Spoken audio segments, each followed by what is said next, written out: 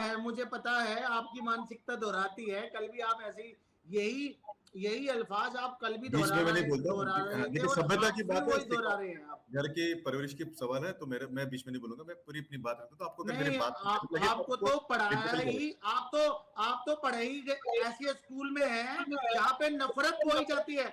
RSS के school के पढ़े हुए हैं आप। बिल्कुल सही पहचान है आपकी। मैं आरएसएस के स्कूल में पढ़ा जहां पे मुझे कच्छा हिंदुस्तान के बारे में गर्व है, कच्छा मेरे धर्म के भगवा बारे में, कच्छा सनातन के पहनते बारे हैं में आप। गर्व है। तो मैडम मैं बात मुद्दा कर रहा था कि इस तरह से कोई भी डिस्टर्ब करेगा तो कोई डिस्टर्ब नहीं होगा। देखिए ऐसा है, ज्ञानवापी मंदिर जो है वहां पे, उसका एक हिस्टोरिकल फैक्ट है, रिलीजियस फैक्ट है, उसके अंदर पॉलिटिकल में हम भी उसके अंदर। हिस्टोरिकल फैक्ट ये है कि उसको कई बार अटैक किया गया, उसको डिस्ट्रॉय किया गया, वहां के जो समाज थे कमजोर थे उस समय पे, शायर थे, तो उसमें से कई लोगों को तलवार के जोर पे कन्वर्ट भी किया गया।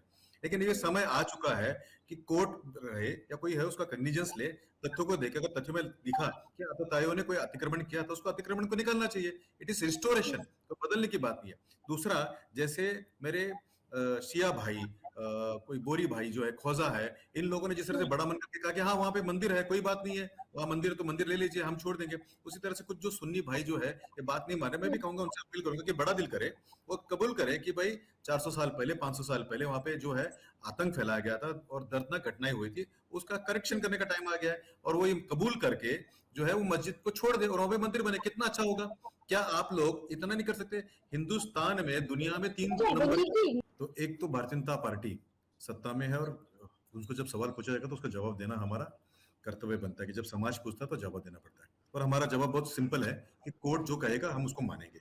नंबर 2, मेरा व्यक्तिगत मानना है कि जैसे मैंने पहले भी पूर्व में कहा है कि मुस्लिम समाज ने उसको आगे बढ़कर सौंप देना चाहिए। अब मैं 2 बातें कहना चाहूंगा जो आप सुनिए।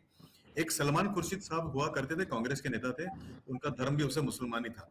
उन्होंने एक पुस्तक लिखी है, और मैं फिर से दोहरा रहा हूं कि मैं किसी का समाज जानना नहीं चाहता, लेकिन वो मुसलमान समाज से थे। उन्होंने एक पुस्तक लिखी है जिसमें उन्होंने खुद ने लिखा है कि औरंगजेब ये तीसरे ऐसे आताताई थे जिन्होंने उस मंदिर के ऊपर अटैक किया। ये उनका कहना है, मेरा कहना नहीं है। एक बात। नंबर 2 बात, उन्होंने ये भी बताई कि किस तरह से उस मस्जिद के अंदर दीवार है जिसमें घंटी है, फला है, ढिकना है, ये सारा उन्होंने बताया हुआ। तो मुझे लगता है कि मुस्लिम समाज ने कम से कम वो पुस्तक पढ़नी चाहिए और ये निर्णय करते समय कि किस तरह से सौहार्दपूर्ण वातावरण है उसके अंदर मदद करनी चाहिए।